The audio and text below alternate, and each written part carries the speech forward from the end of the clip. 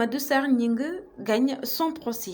Lui, c'est l'étudiant rescapé des événements de 2014 qui ont occasionné la mort de l'étudiant Bassirou Faye et qui ont valu à Amadou Sarr de recevoir une balle dans l'œil.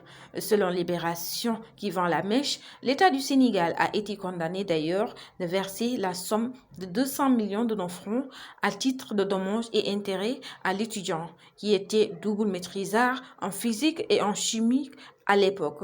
Une décision qui est bien accueillie par la communauté estudiantine. Apprenant cette nouvelle, je suis très content et très fier de notre justice parce que d'emblée, il y a beaucoup d'étudiants blessés par balle ou bien par des grenades lacrymogènes et au final, c'est à eux de prendre entièrement les frais médicaux de leurs blessures. Donc ça aussi, je tenais à le déplorer. Lors des récents affrontements ici à l'université, j'ai un ami qui a reçu une balle au niveau de la jambe et actuellement il est chez lui. Ce sont ses parents qui prennent en charge tous ses frais médicaux.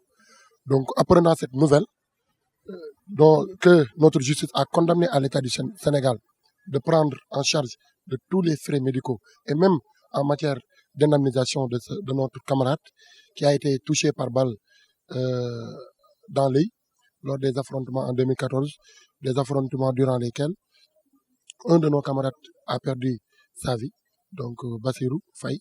Donc nous lui rendons hommage et nous prions pour le repos en paix de son âme, ainsi que le repos en paix de l'âme de tous nos camarades qui ont rendu l'âme, de Balagay, de Bassirou Faye, de Fallou Sène, entre autres.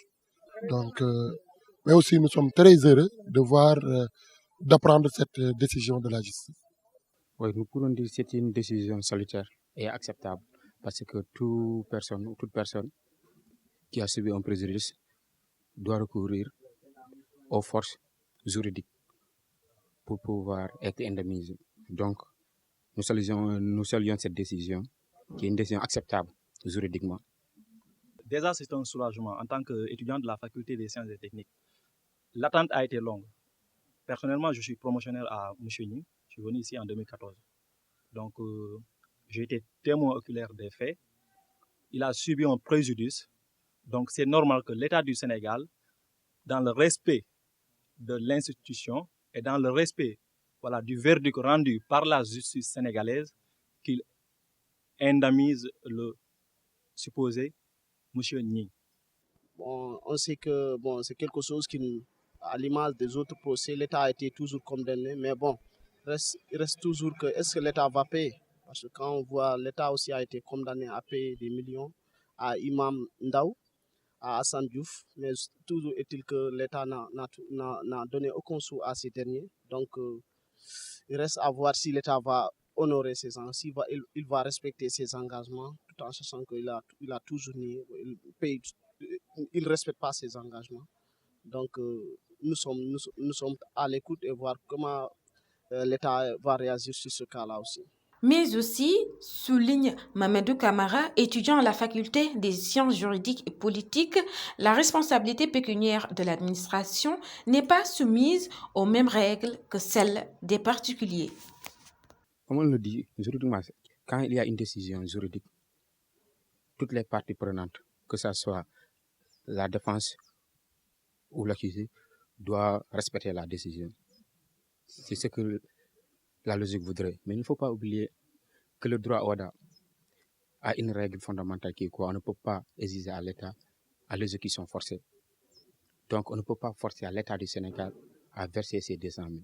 Mais sur le plan juridique, comme l'étudiant a des avocats, il peut mener le combat juridique en droit interne ou bien en droit international avec la CCJA, saisir les juridictions communautaires, l'ODA, ou bien saisir les juridictions internes comme la Cour suprême ou bien le Conseil constitutionnel. Les avocats peuvent entamer une action pour l'exécution de la décision, c'est-à-dire pousser à l'État d'exécuter les 200 000 francs, les 200 millions. Mais je l'ai dit, je ne pense pas est-ce qu'on peut forcer l'État du Sénégal à l'exécution forcée, parce que c'est une règle fondamentale qui est rédigée par le droit ODA. Évacué en France pendant une durée de 8 mois pour soigner sa blessure, Amadou Sarr Gningue est revenu avec une prothèse oculaire. Ses promotionnaires lui conseillent d'aller jusqu'au bout afin de recevoir les 200 millions de nos francs à titre de dommages et intérêts. La logique voudrait qu'en tant qu'étudiant, qu'il y ait la solidarité estudiantine. Ça, c'est un combat social que les étudiants peuvent mener. Comme il était étudiant, il a subi des préjudices ici au sein du campus. Donc, je pense que le combat peut être mené par les étudiants pour que ce dernier puisse recourir à ses droits. J'encourage ces victimes-là d'aller au niveau de la justice, c'est-à-dire de porter plainte à l'État du Sénégal. Parce que si vous regardez comme ça l'État, il ne va rien faire. Il faut entamer des procédures judiciaires, traquer l'État du Sénégal devant les juridictions. Et 2014, nous sommes en 2021. C'est dur, la procédure est vraiment longue. Parfois, c'est écœurant, parfois, c'est décourageant. Mais bon, il ne faut pas laisser l'État du Sénégal comme ça dans cette impunité. Il faut poursuivre l'État du Sénégal et par la suite, il va prendre ses responsabilités.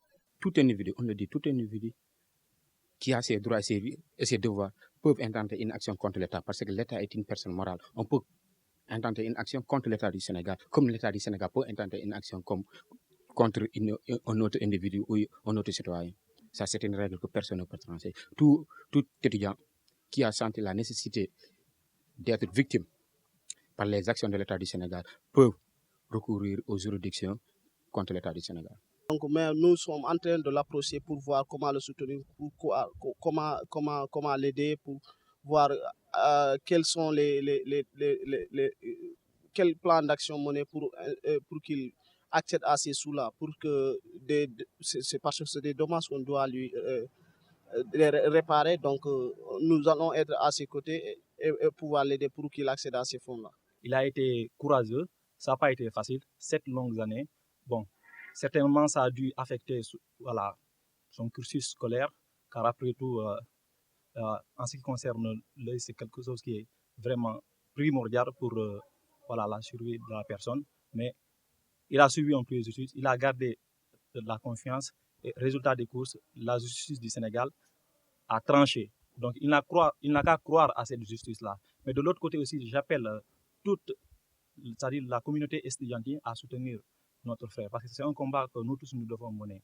C'est un combat que nous tous nous devons porter. Nous avons vu dans le passé que le gouvernement du Sénégal a tendance à vraiment classer ces genres de dossiers-là. Donc cette fois-ci, nous ne devons pas laisser faire.